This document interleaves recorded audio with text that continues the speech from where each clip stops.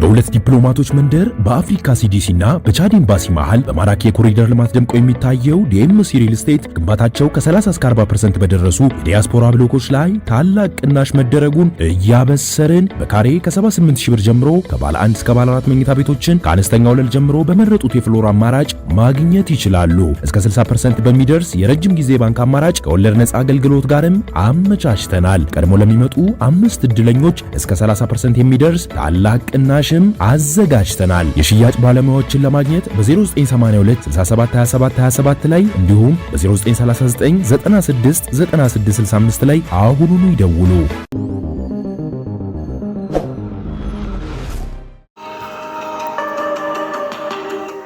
ሰላም ጤና ይስጥልን ክቡራትና ክቡራን የአዲስ ምንጭ ቤተሰቦች እንደምን አላችሁ? በእያላችሁበት የከበረ ሰላምታችን ይድረሳችሁ። ሚያዝያ 1 ቀን 2017 ነው። ብሔራዊ የደህንነት ምክር ቤቱ በዛሬው ዕለት ባደረገው ስብሰባ ሀገራዊ ቀጠናዊና ዓለም አቀፋዊ ሁኔታዎችን መገምገሙን አስመልክቶ የሰጠው መግለጫ አለ። ከመግለጫው ጋር አብሬያችሁ ቆይታ የማደርገው የእናንተው ውብሸት ታየ ነኝ። ኢትዮጵያ ለዘመናት ፖለቲካዊ፣ ኢኮኖሚያዊ፣ ማህበራዊና ዲፕሎማሲያዊ ስብራቶች ገጥመዋት ነበር። እነዚህ ስብራቶችን በመጠገን ወደፊት የምታደርገውን ጉዞ እያፋጠነ ትገኛለች። እስካሁን የጀመረቻቸው ሪፎርሞች እየተሳኩ የወጠነቻቸው ኢኒሼቲቮች ፍሬ እያፈሩ በዓለም አቀፍ መድረኮች ያላት ተሰሚነት እየጨመረ ብሔራዊ ጥቅሞቿን ለማስከበር የምታደርገው ጥረት ውጤት እያስመዘገበ መሆኑ ለዚህ ምስክር ነው። ከዓለም አቀፍ የፋይናንስ ተቋማትና አጋሮች ጋር በተደረጉ ውይይቶች እየተገኙ ያሉ የፋይናንስና የኢኮኖሚ ድጋፎች ለፖለቲካዊ፣ ኢኮኖሚያዊ፣ ማህበራዊ ሪፎርሞች ስኬት ያላቸው አበርክቶትም ከፍተኛ ነው። በልማትና በፖለቲካ መስክ እየመጡ ያሉ አዎንታዊ ለውጦች ሀገራዊ ሰላም እንዲጸና አስተዋጽኦ ያበረክታሉ። ሀገራዊ የሰላም ሁኔታው ከጊዜ ወደ ጊዜ እየተሻሻለ መጥቷል። ይህንን የምክር ቤቱ ግምገማ አመላክቷል። ከኢኮኖሚያዊና ፖለቲካዊ ለውጥ በተጨማሪ የሰላም ሁኔታው እንዲሻሻል ያደረጉ ምክንያቶችም አሉ። ህዝቡ የግጭትንና የጦርነትን አስከፊ ገጽታ በማየት ከግጭት ጠማቂዎች ጋር ላለመተባበር ያሳየው ቆራጥነት የመጀመሪያው ነው። መንግስት ለሰላማዊ መፍትሄ ያለው የጸና አቋምና ያደረገው እንቅስቃሴ በሁለተኛነት የሚጠቀስ ነው። ምንም እንኳ በአንዳንድ ወገኖች እኩይ ዓላማ የተነሳ የትግራይ ህዝብ የሚፈልገውን ያህል ሰላም ባያገኝም በትግራይ የነበረው ጦርነት በሰላም እንዲፈታ መንግስት ባደረገው ያላሰለሰ ጥረት ህዝቡ እፎይታ እንዲያገኝ አስችሎታል። የሰላም ስምምነቱ መንግስታዊ አገልግሎቶች እንዲጀመሩ፣ ማህበራዊና ኢኮኖሚያዊ ስራዎች እንዲከናወኑ፣ መሰረተ ልማቶችም እንዲጠገኑ አድርጓል። በአማራና በኦሮሚያ ክልሎችም መንግስት ህግ በማስከበር የሰላም መንገዶችን በማበረታታት ባከናወነው ተግባር አያሌ ውጤቶች ተመዝግበዋል። ታጣቂዎች የሰላምን መንገድ መርጠው በሰላም ገብተዋል። ህዝብ የሰላም ባለቤት በመሆን አካባቢውን ማስከበር ጀምሯል። ክልላዊ የጸጥታ መዋቅሮች ተጠናክረዋል። የኢኮኖሚ እንቅስቃሴዎች በታቀደላቸው መንገድ መከናወን ጀምረዋል። የሸቀጦችና የሰዎች ዝውውሮች የተሻለ ደረጃ ላይ ደርሰዋል። በሌሎችም የሀገራችን አካባቢዎች የሰላምና የጸጥታ ሁኔታው ይበልጥ እየጸና እንደሚገኝ የደህንነት ምክር ቤቱ በጥልቀት ገምግሟል ይላል መግለጫው። ይህ በእንዲህ እንዳለ የአፍሪካ ቀንድ ቀጠና ካለበት ነባራዊ ሁኔታ ዓለም እየሄደችበት ከምትገኝበት የፖለቲካ የኢኮኖሚ መንገድ እንዲሁም ሀገራችንን ልናደርስ ከምንፈልግበት የብልጽግና ደረጃ አንጻር ትኩረት የሚሹ ጉዳዮች መኖራቸውንም ምክር ቤቱ ተመልክቷል። የመጀመሪያው በ21ኛው መቶ ክፍለ ዘመን ሊኖር የማይገባውን ፍላጎትን በኃይል የማስፈጸም ኋላ ቀር አማራጭ የሚከተሉ አካላት እየተመለከተ ይሆናል። እነዚህ አካላት መልካቸው ይለያይ እንጂ በተለያዩ አካባቢዎችና በውጭ ይገኛሉ። የራሳቸውን አካባቢ ከሌላው የበለጠና የተጎዳ አድርገውም ይመለከታሉ። መነጋገርና መወያየት አይፈልጉም። ሴራ፣ ወጥመድ፣ ዝርፊያ፣ እገታ፣ ጭካኔ፣ ህገወጥ ንግድና ፍላጎትን በኃይል ብቻ ማስፈጸም መለያቸው ነው። አልፎ አልፎም ጥፋት የጋራ ዓላማቸው በመሆኑ ተቀናይተው ለማጥፋት ይሞክራሉ። ህጋዊ የፓርቲ ሽፋኖችን ለህገወጥ ተግባራት ይጠቀማሉ። ከኃላፊነት የተነሱ አኩራፊ ፖለቲከኞችን በመጠቀም ህገወጥ የፖለቲካ እንቅስቃሴም ያደርጋሉ። በሃይማኖት ተቋማት ውስጥ የሚገኙ አንዳንድ የመልካም አስተዳደር ችግሮችን ለሁከት ተግባር ለመጠቀምም ይሰራሉ። ሁለተኛዎቹ አካላት በተለያዩ ቦታዎች ተቀምጠው በሀገር ውስጥና በውጭ ከሚገኙ የኢትዮጵያ ጠላቶች ጋር በመተባበር የመንግስትን ስራዎች በማደናቀፍ የህዝብን ምሬት በመጨመርና የሐሰት ወሬዎችን በማዛመት የተጠመዱ ናቸው። በማህበራዊ ቦታዎች፣ በቤተ እምነቶች፣ በመስሪያ ቤቶችና በንግድ ቦታዎች ተሰግስገው እኩይ ዓላማቸውን ለማስፈጸም ይሞክራሉ። ሸቀጥ ይደብቃሉ፣ የአቅርቦት እጥረት ይፈጥራሉ፣ የውጭ ምንዛሬ ስርጭትን ይገድባሉ፣ ኮንትሮባንድ ያካሂዳሉ፣ በህገ ወጥ መንገድ ሰዎችንና መሳሪያዎችን ያዘዋውራሉ። በሙስና በዘመድ አዝማድና በብልሹ አሰራር ህዝብ እንዲማረር ሆን ብለው ይሰራሉ።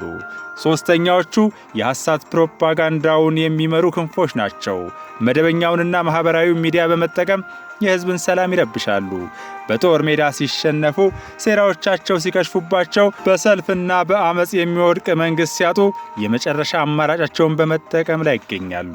የሐሰት ታሪክ ይፈጥራሉ፣ የሐሰት መረጃ ይቀምራሉ፣ የሽብር ወሬ ያደራሉ፣ የሁከት ዜና ይፈበርካሉ። የፖለቲካ የአስተዳደርና የጸጥታ ተቋማት ከህዝቡ ጋር ተቀናይተው በሚሰሩት ስራ የጥፋት ኃይሎች ዓላማ እንዳይሳካ አቅማቸው ምኞታቸውም ከንቱ ሆኖ እንዲቀር ለማድረግ ተችሏል። ከነዚህ ሀገራዊ የጸጥታ ሁኔታዎች በተጨማሪ ዓለም አቀፋዊና ቀጠናዊ ሁኔታዎችም በደህንነት ምክር ቤቱ በጥልቀት ታይተዋል። የዓለም የኢኮኖሚ ሁኔታ፣ እየተከሰቱ ያሉ ውጥረቶች፣ የሽብር እንቅስቃሴዎች፣ እየታወኩ ያሉ ዓለም አቀፍ የንግድ መስመሮች፣ እየፈረሱና እየተዳከሙ የሚገኙ ሀገሮች፣ እየተበራከቱ ያሉ የሳይበር ጥቃቶች፣ እየተነጣጠሉ ያሉ ነባር ዓለም አቀፍ ትብብሮች፣ እየተፈጠሩ ያሉ አዳዲስ ዓለም አቀፋዊ ጥምረቶች በሀገራችን ላይ ሊያሳድሩት የሚችሉት ተጽዕኖ በዝርዝር ውይይት ተደርጎበታል። የተቀመጡ አቅጣጫዎች ሰላም፣ ጸጥታና ደህንነት ከፖለቲካዊ ኢኮኖሚያዊና ማህበራዊ ሁኔታዎች ጋር የተሳሰሩ ናቸው። ፖለቲካዊ ብስለት፣ ኢኮኖሚያዊ እድገትና ማህበራዊ መረጋጋት የአንድን ሀገር የሰላም የጸጥታና የደህንነት ሁኔታዎች ያሻሽላሉ። ከዚህ አንጻር በሀገራችን የተጀመሩ ሪፎርሞችን ወደ ማጽናት ምዕራፍ ማድረስ ይገባናል። አምራችነትን ማበረታታት፣ የሲቪል ሰርቪስ ሪፎርምን በተያዘለት ጊዜና ደረጃ መተግበር፣ ለወጣቶች ሥራ መፍጠርና ማሰማራት፣ የሰዎችንና የሸቀጦችን ዝውውር ይበልጥ ማቀላጠፍና ሰላማዊ ማድረግ፣ ኮንትሮባንድንና ህገወጥ ንግድን መቆጣጠር፣ የመሠረተ ልማትን ደህንነት በህዝብና በጸጥታ አካላት ማረጋገጥ፣ የተጀመሩ ኢኒሼቲቮችን በመፍጠርና ፍጥነት እንዲኖራቸው በማድረግ ይበልጥ ውጤታማ ማድረግ፣ የበልግና የክረምት ስራዎችን በተገቢ እቅድና አመራር ለውጤት ማብቃት፣ የትምህርትና የጤና አገልግሎቶች በየትኛውም አካባቢ ፈጽሞ እንዳይቋረጡና የተቋረጡትም እንዲቀጥሉ ማስቻል አስፈላጊ ነው። ለዚህም የሚመለከታቸው አካላት ተናበው ተቀናይተውና በጋራ አቅደው የሚፈለገውን ውጤት እንዲያመጡ አቅጣጫ ተቀምጧል። በሀገራችን የተለያዩ አካባቢዎች ያሉ ችግሮችን በሰላማዊ መንገድ በፖለቲካዊ ውይይት ለመፍታት የተጀመረው እንቅስቃሴም ፍሬ እያፈራ ይገኛል። ይህን ስራ ይበልጥ ውጤታማ ለማድረግ ባህላዊ መንገዶችን ጨምሮ ሁሉንም አይነት ሰላማዊ መንገዶች መጠቀም ይገባል። የሰላምን መንገድ መርጠው ለሚመጡ አካላት ተገቢውን ክብካቤ ማድረግና ሰልጥነው ወደ ህዝቡ እንዲቀላቀሉ መስራት ያስፈልጋል። በሌላ በኩል ደግሞ የሰላም አማራጮችን ዘግተው ፍላጎታቸውን በኃይል ለማስፈጸም በሚንቀሳቀሱት ላይ የተጀመረውን ህግ የማስከበር ተግባር አጠናክሮ መቀጠል ያስፈልጋል።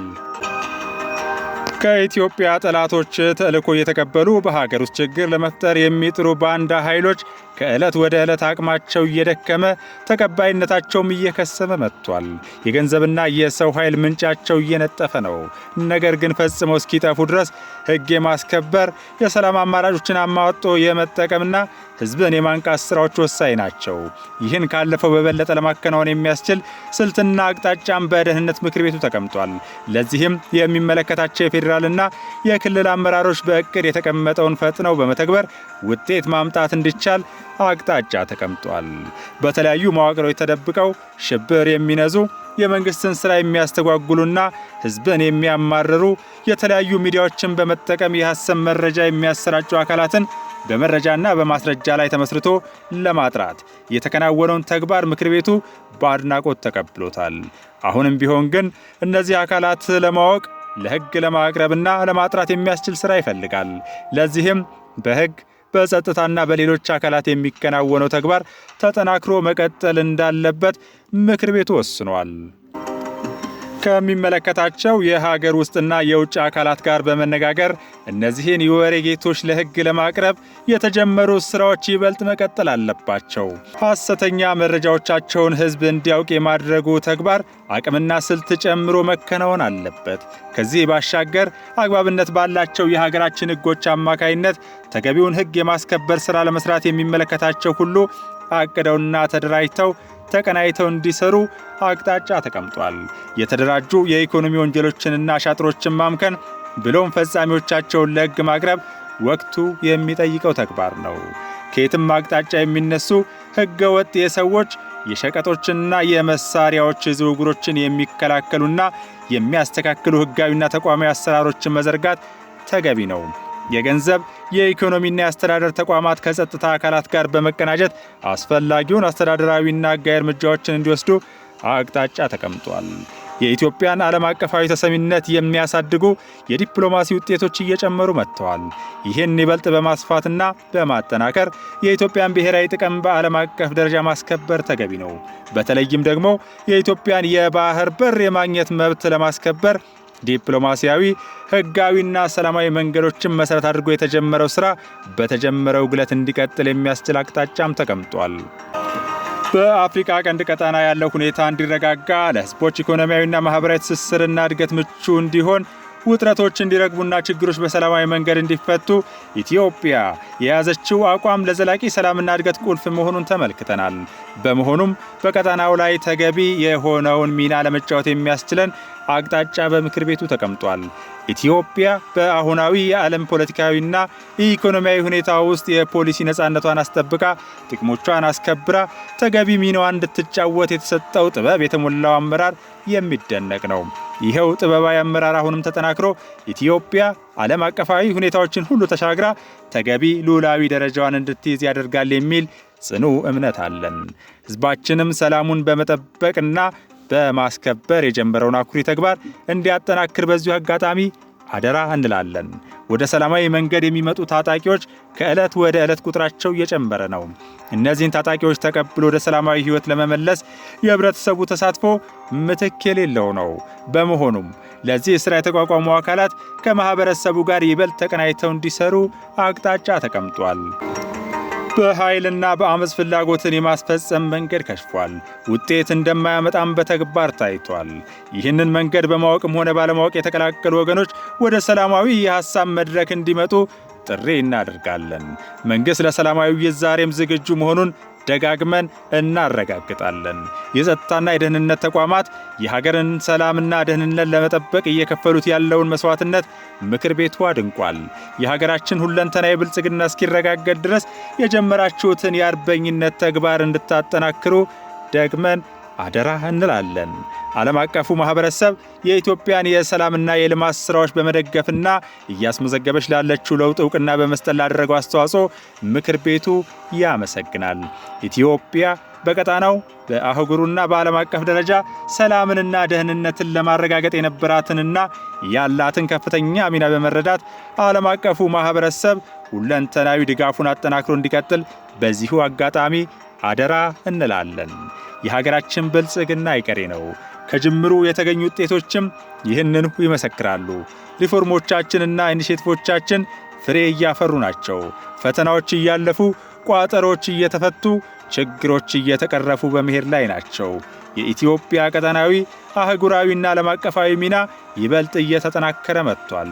የሰላም የጸጥታና የደህንነት ሥራዎቻችንን ይበልጥ አጠናክረን ተቀናይተንና ተናበን በማከናወን የሕዝባችን እርካታ ለማረጋገጥ ያለንን ዝግጁነት በዚሁ አጋጣሚ እናረጋግጣለን። የብሔራዊ ደህንነት ምክር ቤት ሚያዝያ 1 ቀን 2017 አዲስ አበባ